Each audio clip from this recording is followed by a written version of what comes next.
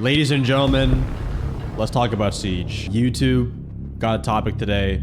Now, this is not your ordinary, save Siege movement. Cheaters are bad.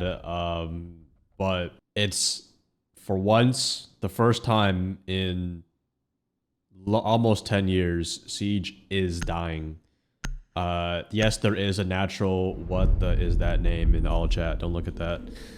But I mean, this is, for example, like, these names are allowed and Ubisoft doesn't do much about it. But for the first time in 10 years, Siege actually is dying. Because, yes, you have the normal fall-offs of, let's say a season gets towards the end. Obviously, players are not going to play as much as the new season, but then that number usually goes back up. But if we go here, and we look at the Steam charts, if we look right here, 41,000 24-hour peak. Last 30 days, 63,000. That is a 30% decrease of last month, and last month was also pretty bad. We were averaging, pretty high, but this was when Siege X came out. It was pretty in a free to play. This is just PC. Console is probably a similar graph in terms of ups and downs, but it really is just. It's been like a few seasons back to back that have just been lackluster. We get a lot of nerfs, not a lot of buffs. We had some of the biggest changes actually, which is why I think the impact is so large and massive, is we got the ACOGs taken away, right? ACOGs being taken away, that is something that's been in the game for a very long time. And on top of that, then you have a dry season. Denari season was insanely dry. We have no new map. We haven't had a new map in 2 years. 5 seconds. And Jinxie has left. Macy J has left. Locate and defuse a bomb. So it's a lot of things stacked up to each other. Does this mean Siege can still make a comeback? Yes, but it's a lot for us to recover from, which is the issue. And I have a few points that I made right here. I've made a few tweets right here. I'll go over each point, but I said, fly too close to the sun and you'll burn not only your skin but scorch the soul. Siege chased mainstream players, and now the community who kept the lights on is bleeding out from betrayal. Rank 2.0 and Dual Front are prime examples of watering down skill gaps with participation trophies and pleasing people who aren't even interested in the first place. So, to touch up on that point, first, yeah, Siege has chased it. It's trying to become something it's not. I understand for a game to compete and to grow, you obviously want to appeal as many players as possible. But the thing is, Siege, I mean, first of all, it's an M-rated game. It's not meant to be appealed to everyone. It is a kind of a violent game. I mean, it's gun shooting people. So, grenade out! I think them trying to make the game free to play on top of like trying to make rank 2.0, make more people feel involved. It's like, when mom says like, hey, give the little controller to Timmy because he can't keep up with you guys and he wants to feel involved. I feel like back in like 2020-ish Siege, there was like 2017, even just like when Siege was gathering as true community, there was a obvious split of casuals and sweats. The casuals had their own things though. They had their hiding spots, they had their quick play, their trolls and all that kind of stuff, and they could chill in the lower ranks without having, like, they know that they're not going to rank up, so they're going to stay in quick match or maybe like silver and below, which is good, which is fine.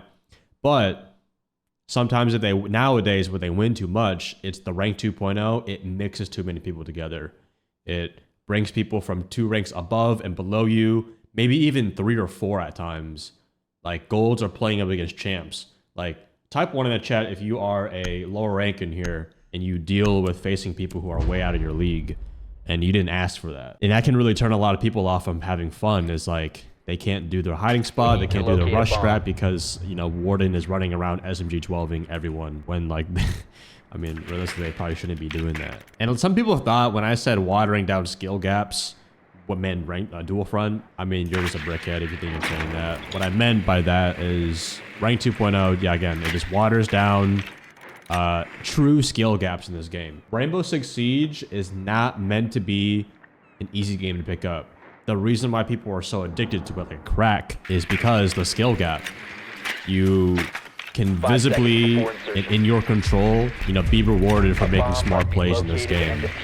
And if you make a dumb decision, you get punished for it. You die. You don't respawn, and you have to sit there and take it like a good boy. Now we had dual front with like, oh, not dual front, rank 2.0, where it's like they can just play it's like participation. As long as you're there, you're fine.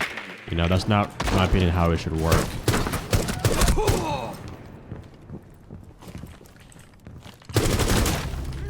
There he goes. But we already know how bad rank 2.0 is. I don't need to explain it to you guys. So moving on to that. And dual front, this is a part of them trying to become mainstream. Why are we trying to compete with Call of Duty, Apex, and like all these other faster pace FPSs and things of that nature? We, like, in the first place, how are we going to make balancing changes to the identity of being tactical and appealing to those players, like slowing down movement and nerfing all this stuff when we're bringing things like dual front into the mix?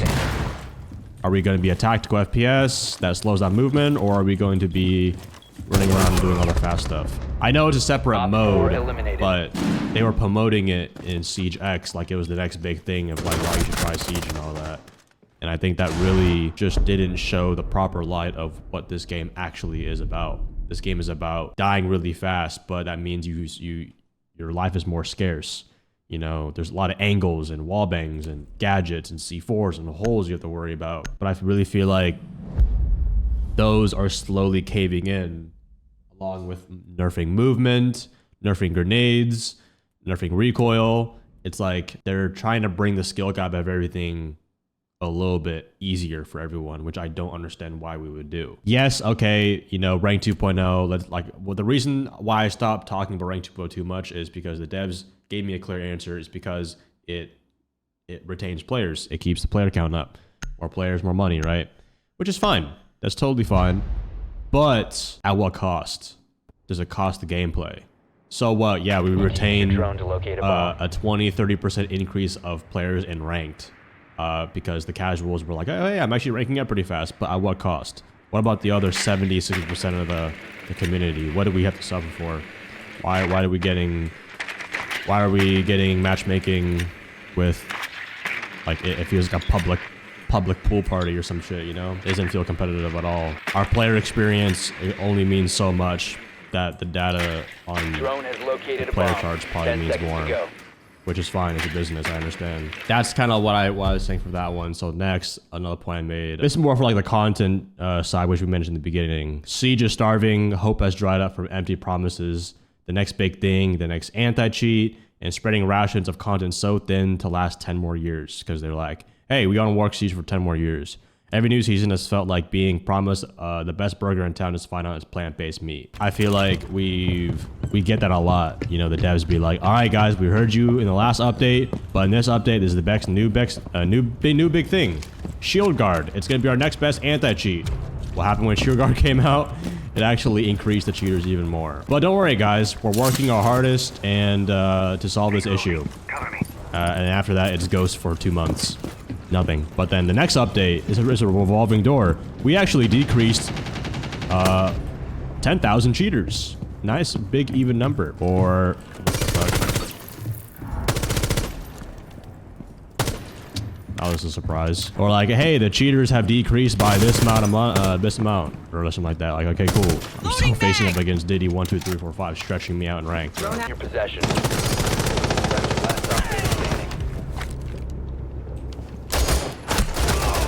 Operator standing. Let me lock in for a second. They're pinging him somewhere. Near 3, I got it.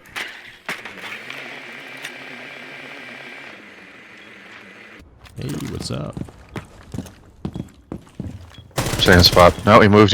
He's in the sky. Oh, all friendlies have been eliminated.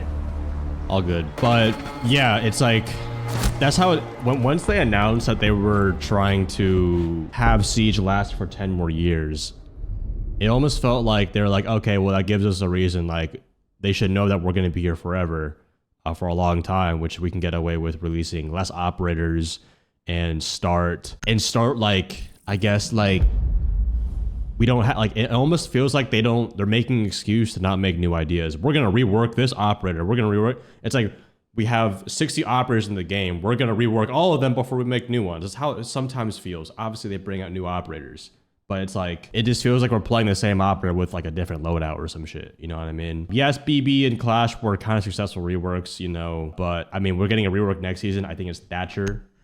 If I'm not mistaken. I heard it's that, and we're getting a new map next season. New map, which we would think sometimes. We were told that with Emerald Plains, but Emerald Plains was just a reskin of Bartlett. Now, I will say, I don't think of Emerald and Bartlett as the same, but I guess maybe from a creator's perspective on the dev side, it's like, why put more resources into making something new when we can just refine what we already did, which I guess can save time and money, but it hasn't really worked out too much in the past. Now, listen, this is not, I'm not flaming the devs and all that kind of stuff because we've mentioned this multiple times, but the devs can only do so much. Yes, they are in a higher up spot of us making the game, but they probably have bosses to approve their changes, and the bosses say no, they have to do whatever they can. So they are probably doing what's in their control. I'm not saying what they're doing is perfect, but you know, there's always things that we can do to be better. Like, for example, the community. We're forcing them to make buffs to the other hard creatures because we're just perma-banning Ace all the time. Perma-base, Ace Mira, you know, all that kind of stuff. Now, I will say the new ban system it's good, but I feel like a lot what Siege players tend to do is create patterns of comfort. What the fuck? Why do I have no grip on this gun? Whose account is this, bro? But yeah, I would really like to see, like, I don't think we should have 2 new operators in a new map every season, but we should have a new operator or a map. One of those 2 each season, minimum. Op 4, last operator standing. Minimum, a new operator or a new map. Because, I mean, it is like a 3-month rotation. I mean, look at other games too. I think Valorant gets a new map pretty often too. New hero. I mean, this is kind of a weird comparison, but like Clash Royale, I've been paying attention a little bit of that. Is they get new evos, they get different types of game modes here and there. Now, obviously, it's a very limited game because there's, you know, so many characters and things you can do. But they have like a lot of new updates, bro. Like, when was the last good update that came out in Siege? I mean, it's just the new operator was just, it was low-key a flop. I don't remember the last time I seen Denari. Even with his buffs, it's like, it's just too late. People's interests have already dried up because we just want to nerf. Like, that's another thing. We just nerf so many things. Now, I understand if an operator's pick rate is high, it could be 2 things. One, like natural Darwinism of the operators, where it's like this operator, like for example, Smoke is just more efficient at every other bomb site than Tachanka, which is fine. There's gonna be strong ops, there's gonna be bad ops, but a pick rate could be high because of something very comfortable, like a magnified scope. Now, the magnified scopes, I'm actually kind of glad they took out a lot of them. Not because I didn't keep up with the gunplay or anything like that, but the same 5 operators were being picked all the damn time, no matter who got them in the updates, because of the scopes. And when other operators don't have those scopes, no one wants to really play them as much. They don't get as much kills. And 10 seconds. This leads to actually the next point I made right here. I've embraced change. The dust has settled from constant nerfs and metas to the bone. Most changes are to balance on paper data, but miss the most important part, which is the community finds fun. The thought of balancing the game tactical died years ago.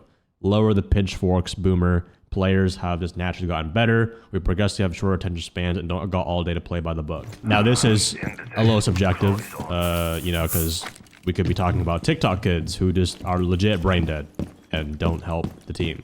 But there could be times where it's like, I don't want to wait to the very last 30 seconds of the round to get kills. or like I have to feel like I have to use my utility all the time, you know. But I feel like Siege's gunplay was really unique, and with or without the old movement, I think the game is still fine and great. But I feel like there's a lot of changes that are kind of overlapping. For example, like speed buffs and nerfs. That was a thing of the past. That was like way back when they didn't want to tamper with the operator, but instead kind of like just slow down their movement. Like when Sledge got chunky. Who else? Mute as well. Thatcher. I mean, I don't know what they put in the British food. Maybe they put more beans on toast, but all the SAS operators except for Smoke literally gained like 50 pounds and then just became 3 armors. Same with Zofia.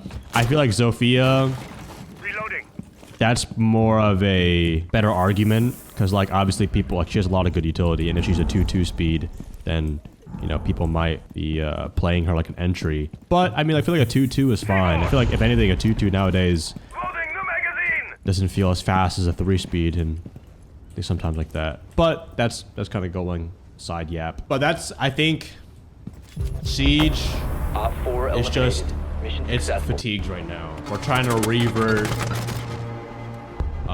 old changes back to the new meta. Like Siege no longer has the identity of a slow tactical shooter. It's kind of like a how good is like your gunplay type of deal, which is not necessarily bad, but yeah, I just think the overall player base is a little bit different from what it used to be 5 to 7 years ago. I think if they now solutions, we've already talked, everyone's already talked about this, but yes, you know, more consistent release of new content. Give us a reason to come back to the game besides us loving the game. The game could literally have no updates for a whole year, and people will still sometimes have the itch to play this game. A year is kind of a stretch, but you guys get my point. You know, Ubisoft has struck gold with this blessed of an FPS.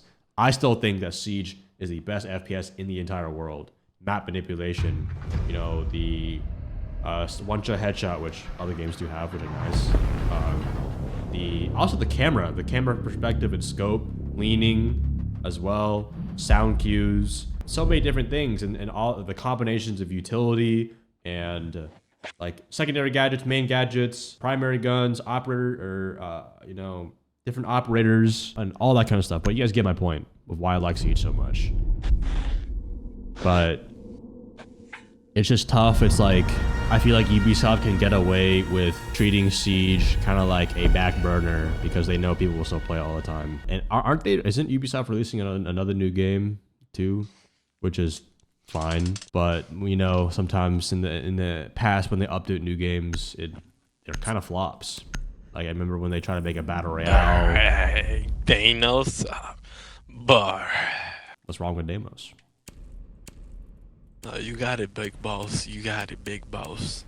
The biggest. That is my spiel of the state of the game right now. And it feels like everyone's gonna be like, oh, all you do is complain.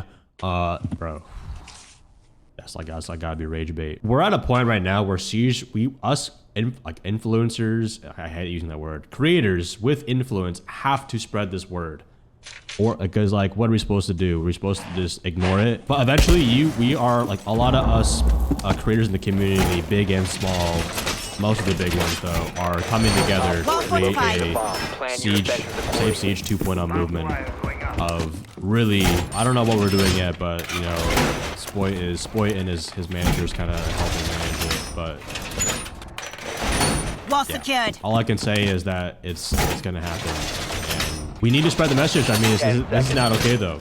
Like again, Siege is dying for the first time in years, so we need to make it a voice, make it something worth talking about. But realistically, I do have a little bit of hope for the new season. But again, operator reworks don't really hit as hard. The Blackbeard one, Clash one, was good, decent, but we just want new shit, man. A new map as well, which is, thank God, for the first time in 2 years we haven't got one yet. I've given up hope on asking to fix cheat, like anti-cheat stuff. Like that's just, I don't know, we're just gonna have to, like anti-cheat is just accepting that they're never gonna be taken away.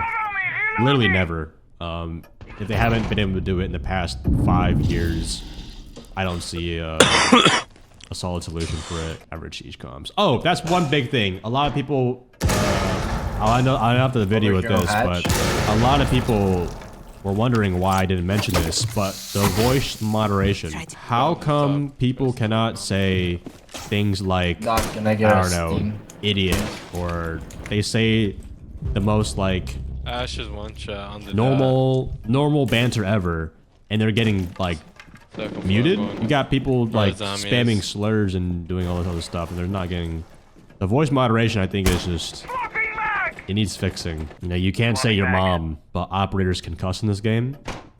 Or yeah, you can't. I actually got muted one time for saying bitch. What? This game's rated. I could check in for you. Rated 18 and up.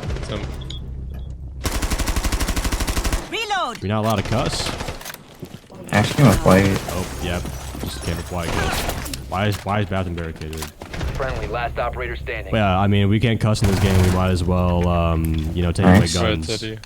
Guns are too violent, guys. How about we replace them with pillows? Pillow fight 6 siege, I think is more fitting. And while we're at it, let's make some more anime trailers about the operators. Or now I'm just side yapping. I'm just angry now. So I think we're gonna end off this yap before I start side yapping. Once you said blitz because of blitz rush, and I got vulneration because it recorded as bitch. Yeah. Not kitchen. Alright, go kitchen. But yeah, I will I'm definitely I don't mention voice moderation as much, just since it I don't know, I don't come across it as much, but I know I do hear from a lot of people that it is a kind of a problem